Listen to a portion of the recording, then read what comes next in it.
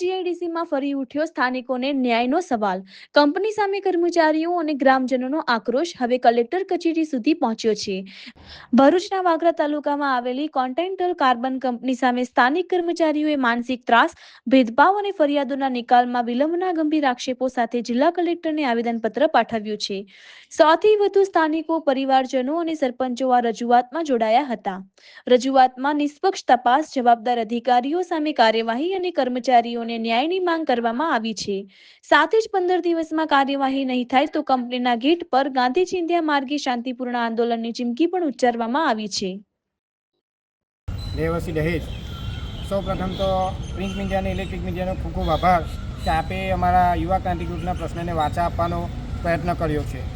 આજે યુવા ક્રાંતિ ગ્રુપ આપ જોઈ રહ્યા છો, લગભગ આજુબાજુના 20થી 30 ગામોમાં સતત સંપર્કમાં રહીને ગામના જે મુખ્ય યુવાનો છે તેમનો સંપર્ક કરીને જે પ્રાણ પ્રશ્નો છે એને વાચા આપવાનો પ્રયત્ન કર્યો છે. તેમાંનો એક મુખ્ય પ્રશ્ન અત્યારે સળગતો કહી શકાય, તેમાં કાર્બન કોન્ટિનેન્ટલ કંપની દ્વારા તેમના કર્મચારીઓનું સતત માનસિક ટોર્ચર અને શોષણ કરવામાં આવ્યું છે, જેના આધાર અને પુરાવાઓ પણ છે.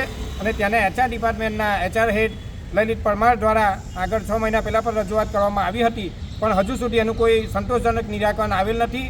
તે પણ પ્રશ્ન છે. અને સાથે સાથે લેન્ડ લૂઝરોનો જે પ્રશ્ન છે, 80-20નો રેશિયો છે, એમ ઘણા બધા અત્યંત જટિલ પ્રશ્નો છે, તેને ઉઠાવીને આજના રોજ જ્યારે કલેક્ટર સાહેબશ્રીને આવેદનપત્ર આપવામાં આવ્યું છે.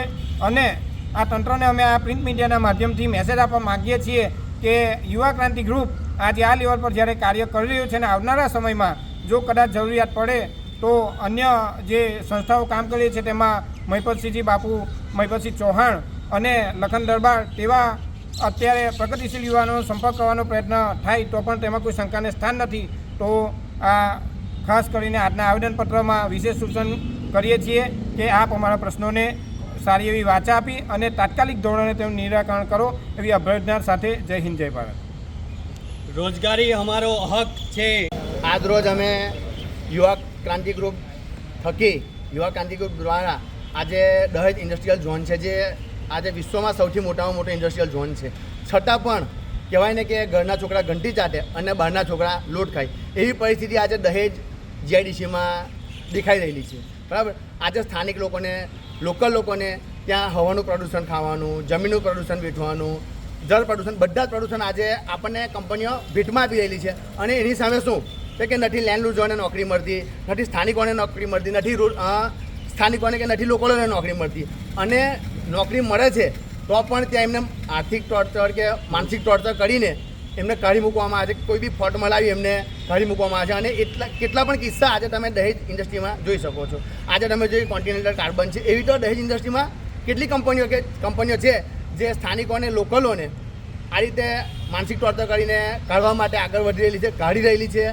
અને એની વાત રહી કે લેન્ડ લૂઝરોને લેખિતમાં આપ્યા છતાં પણ જો રોજગારી ના મળતી હોય તો એના જેવી મોટી કોઈ વાત નથી. આજે અમે સોશિયલ મીડિયા માધ્યમથી કલેક્ટરશ્રીને આવેદનપત્ર આપેલું છે. એના માધ્યમથી ગુજરાત ગવર્મેન્ટને, ભારત સરકારને મેસેજ આપવા માગીએ કે સાહેબ, આવા મુદ્દાઓ તમે ધ્યાન પર લો. જો સ્થાનિકોને રોજગારી નહીં મળે તો સ્થાનિકો ક્યાં જશે?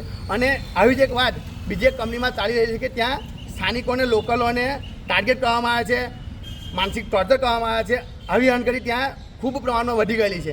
અને જો આવું નવું થશે ને આનું જો સોલ્યુશન નહીં આવે તો અમે કંપની પર કલેક્ટર કચેરીએ 200, 500, 1000, 1500 જેમ બને વધુની સંખ્યામાં આંદોલન કરીશું. અને જે પણ કંઈ થશે, બરાબર, એની સંપૂર્ણ જવાબદારી જે તે કંપનીની, હું જે કહી રહેલો છું એ જે કંપનીના મેનેજમેન્ટની રહેશે. કંઈ પણ થશે એની જવાબદારી, બરાબર. પોલીસને પણ અમે હવે બધું આગળ જે છે સ્ટેપ બાય સ્ટેપ કાર્યવાહી કરી રહ્યા છે.